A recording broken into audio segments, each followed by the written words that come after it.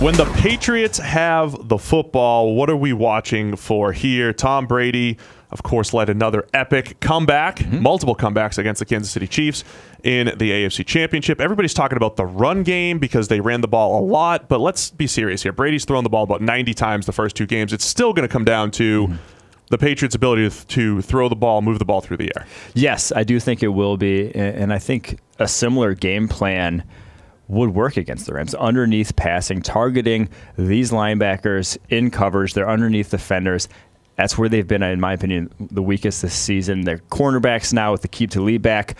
I think they match up well enough. They can hold their own against the Patriots wide receivers on the outside. It's going to be the quick game, the underneath stuff, limiting those yards after the catch, not making, not turning the 5-yard out route into a 10, 15-yard, not turning the swing pass into a first down. That sort of thing is going to be key. If Tom Brady can continually just chip away at your defense, he's going to do it. If he doesn't have to throw it downfield, he won't. So there's a lot has been made about the Tom Brady versus Wade Phillips matchup because Wade Phillips was not the last defensive coordinator to help, to make Brady struggle, but the last time in the playoffs that Brady really struggled. One of his worst games in the playoffs was the 2015 AFC Championship, the Denver Broncos, the no-fly zone. Just an incredible game against Brady. And then the following year in 2016, the Broncos weren't nearly as good, but they still held the Patriots to only 16 points in Denver. The Patriots win 16-3. So the last two times Wade Phillips has gone head-to-head with Tom Brady, 18 points in the AFC Championship and then 16 points. Now, granted, both games were in Denver. Both games had Denver, with Aqib Talib, Chris Harris, Von Miller, all those pass rushers. So it's a little bit different. But Wade Phillips at least had a game plan that was executed pretty well in those two games. He did. Any concern there if you're the Patriots going up against Wade Phillips? They used to play so much more man coverage there, though, with those Denver teams. They just had the personnel to execute it. Now with the Rams, they play man coverage at a below average rate in terms of league wide. They just have not been because, again, you have to have. He's not an idiot. He's not going to play man coverage and let Marcus Peters get toasted for 172 yards like he did against the Saints the first time. You just can't have that happen. So I don't think they're going to send out and say we have more talent than you do because, again, like I said, they don't necessarily. But again, the soft zone that's the problem. That's why I think they stopped Brady then. But while they're going to probably struggle this time is because he just tears up those sort of zone coverages. Yeah, and so I think what New England ends up doing, because when you're playing zone, New England likes to spread it out quite a bit. And they'll just say, if you're going to play zone, they'll put both running backs out wide. So you might have Sony Michel, James White most likely out wide, and then James Devlin out wide. And if Aqib Talib and Marcus Peters are covering those guys, it's like, all right, take them out of the equation. Now I've got Gronk, Edelman, and say Hogan in the middle of the field against linebackers and safeties.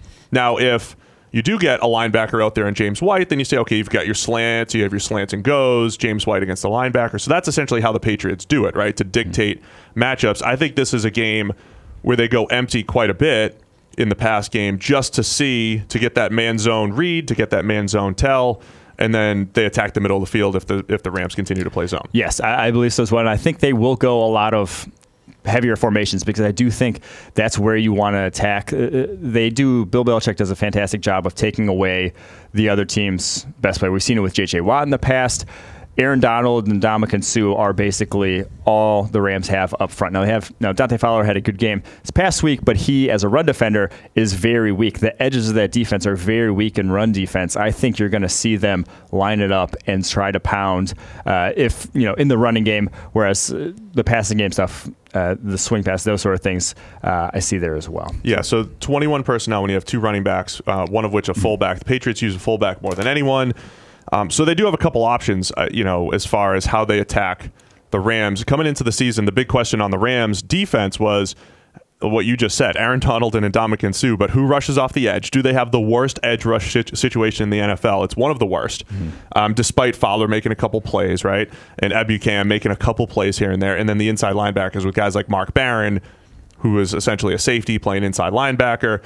So, yeah, I could see the Patriots trying to ride that offensive line in the run game. So they have a couple different ways of attacking the Rams that look favorable on paper.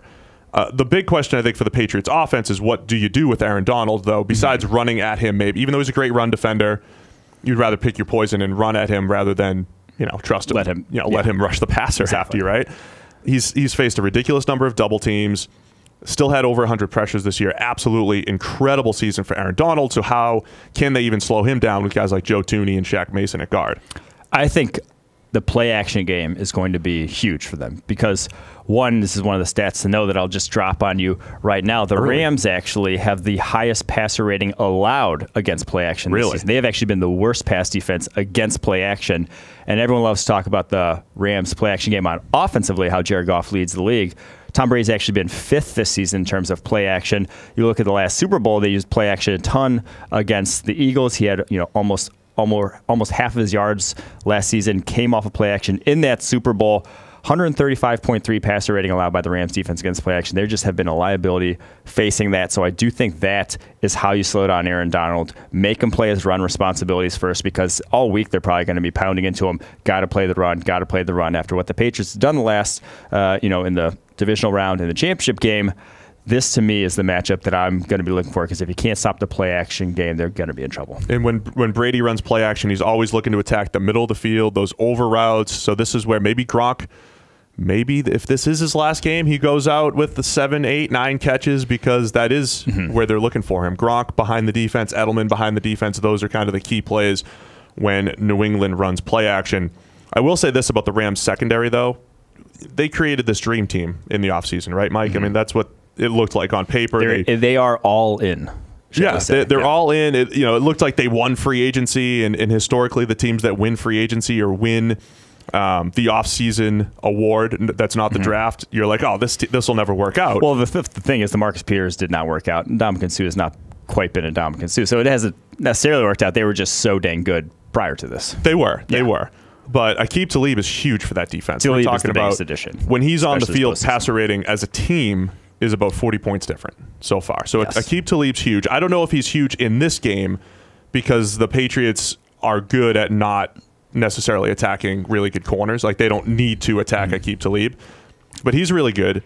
Peters is still capable. He's been a disaster this year, but he's still capable. So here's what I like to say. When you lose a number one corner, you're impacting 3 positions. When you gain a number one corner, you're impacting 3 positions. So all of a sudden your number one corner is better, and now your number 2 corner is better because Marcus Peters was your number 1, now goes to your number 2. And then your number 3 corner is better because the guy who was playing number 2 goes to number 3. So when you get a number 1 corner, you're actually improving at 3 positions. And what they did is they basically said to Marcus Peters, hey, you just play one side of the field now. We're not going to have you track anymore. Right. We're not going to put you on any more number 1 wide receivers. That obviously didn't work out. You get to play your side. Aqib Talib gets to play his side where they're both most comfortable, and now all of a sudden they're both playing better when each is in the lineup. So that's one thing that's interesting to watch. Nickel Roby-Coleman is the slot player. John Johnson at safety has had 2 excellent seasons, and then you have LaMarcus Joyner, who's a solid free safety who has slot coverage ability. Essentially, I think what needs to happen with those 5, they all just need to play a spectacular game.